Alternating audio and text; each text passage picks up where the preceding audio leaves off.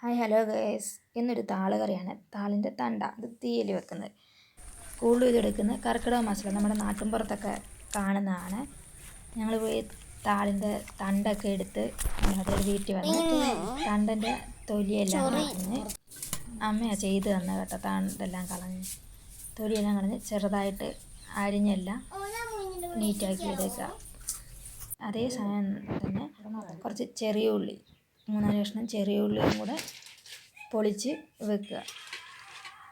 അരിപ്പ പാത്രത്തിലോട്ട് ഇതുപോലെ അരിപ്പ പാത്രത്തിലോട്ട് ആ താളിൻ്റെ തണ്ട് കഴുകിയത് എടുത്ത് വെക്കുക. വെള്ളം നല്ലപോലെ ഊർന്നു പോകണം. ഊർന്നു പോയ ശേഷം മാത്രമേ എടുക്കാവുള്ളൂ, ഇല്ലെങ്കിൽ ചൊറിയും.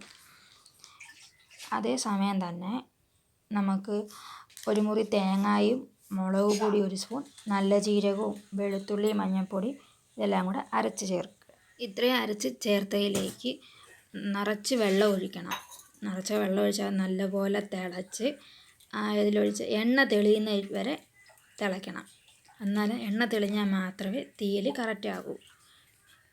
അപ്പോൾ ശരി, എല്ലാവരും തീയൽ വെച്ച് നോക്ക്, എല്ലാവർക്കും ഇഷ്ടപ്പെടും.